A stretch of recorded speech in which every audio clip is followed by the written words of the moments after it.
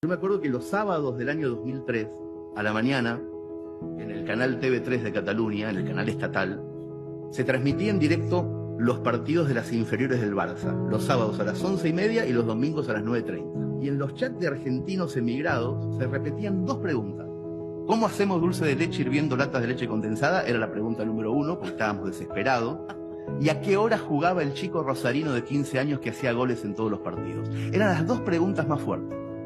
En la temporada 2003-2004, Messi jugó 37 partidos en el Juvenil A, Juvenil B, Barça C y Barça B.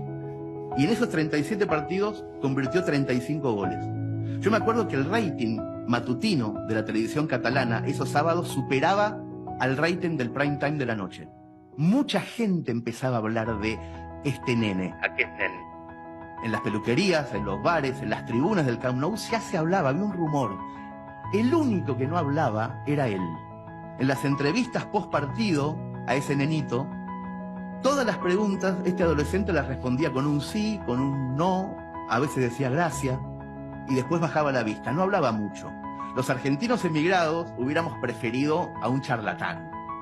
Pero había algo bueno, cuando por fin hilvanaba una frase más o menos larga, se comía todas las S y decía full en lugar de falta. Y decía gambeta en lugar de regate. Nosotros descubrimos con mucho alivio que ese nene era de los nuestros, era de los que teníamos la valija sin guardar. Quiero explicar esto. En esa época había dos clases de inmigrantes en Barcelona. Estaban los que cuando llegaban a Barajas o al Prat, guardaban la valija en el ropero bien lejos, olvidándose de Argentina, y empezaban a decir, vale, tío, hostia, inmediatamente. Y después estaban los que teníamos la valija al lado de la puerta, sin guardar. Los que manteníamos las costumbres, por ejemplo el mate o el yeísmo. Decíamos todo el tiempo lluvia, calle, para no olvidarnos de que hay que hablar con la ye. Y entonces empezó a pasar el tiempo para todos. De repente Messi, ese nenito adolescente, se convirtió en el 10 indiscutido del Barça. Y llegaron las ligas, los trofeos, las Copas del Rey, llegaron las Champions. Y tanto él como nosotros los inmigrantes, supimos que el acento era de todas las cosas lo más difícil de mantener. Nos costaba a todos seguir diciendo gambeta en vez de regate, porque cuando pasa el tiempo te imbuís en la sociedad que te acoge, pero al mismo tiempo sabíamos que era nuestra trinchera final, seguir manteniendo el yeísmo y nuestra forma de hablar. Y Messi, increíblemente, fue nuestro líder en esa batalla. El chico que no hablaba nos mantenía viva la forma de hablar.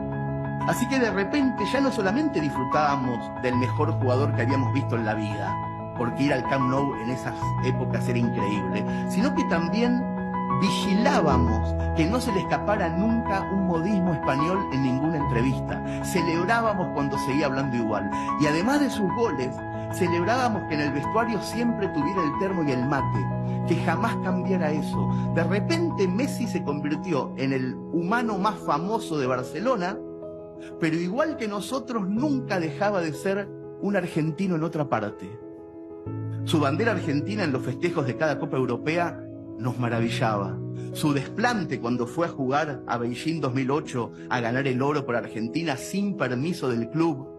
¡Ah, qué maravilla! Sus navidades siempre en Rosario, a pesar de que tenía que jugar en enero en el Camp Nou, un torneo que se juega siempre el 4 o 5 de enero, él nunca dejó de ir a Rosario a pasar la Navidad. Todo lo que hacía era un guiño para nosotros, los que en el año 2000 habíamos llegado con él a Barcelona.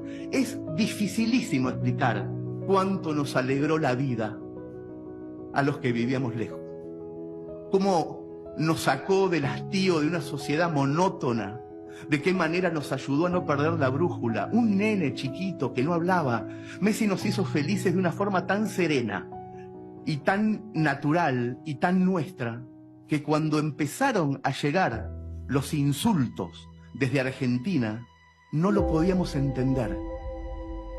Pecho frío le decían. Le decían, solamente te importa la plata.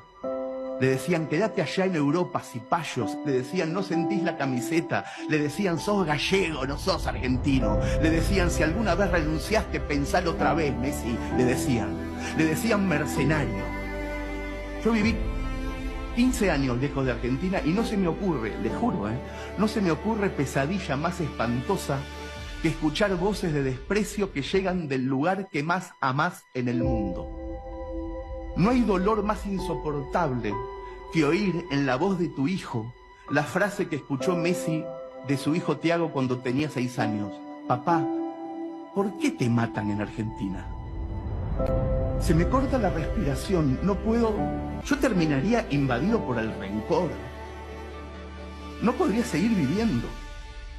Por eso, la renuncia de Messi en 2016 a la selección argentina fue casi un alivio para nosotros los inmigrantes.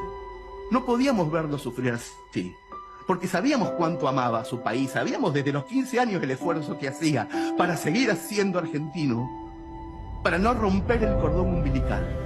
Cuando renunció en 2016 fue como si de repente Messi hubiera decidido sacar un rato las manos del fuego, pero no las de él, las nuestras.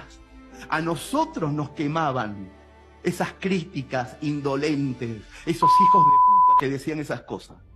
Y ahí, en ese momento de la historia, ocurre, me parece a mí, el hecho más insólito y más hermoso del fútbol moderno.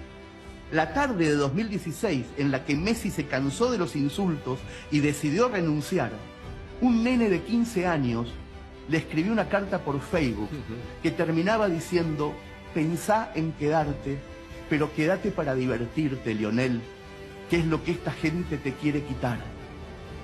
7 años después, el autor de esa carta, Enzo Fernández, resultó el jugador revelación del Mundial que ganó Lionel Messi.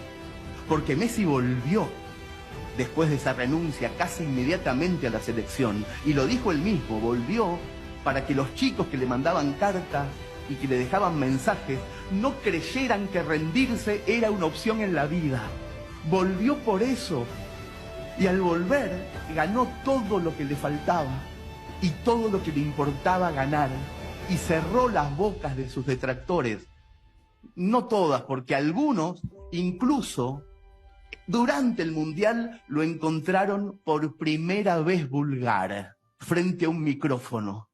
Fue cuando dijo: ¿qué mirá, bobo? Andá para allá.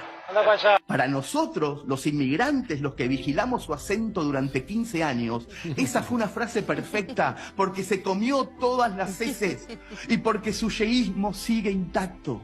Nos alegra confirmar que sigue siendo el mismo que nos ayudó a ser felices cuando estábamos lejos de casa. Ahora algunos inmigrantes ya volvimos, otros se quedaron en España, pero todos disfrutamos ver a Messi volver a su casa con la Copa del Mundo en su valija sin guardar, porque nunca guardó su valija.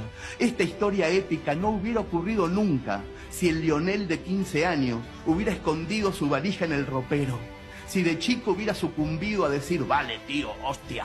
Pero nunca equivocó su acento, nunca olvidó su lugar en el mundo. Por eso la humanidad entera deseaba el triunfo de Lionel Messi con tanta fuerza, porque nunca nadie había visto en la cima del mundo a un hombre sencillo, a un tipo cualquiera. Y de diciembre, ayer como cada año, fíjense esto, Messi vuelve de Europa para pasar la Navidad con su familia en Rosario, como siempre, para saludar a sus vecinos, como siempre.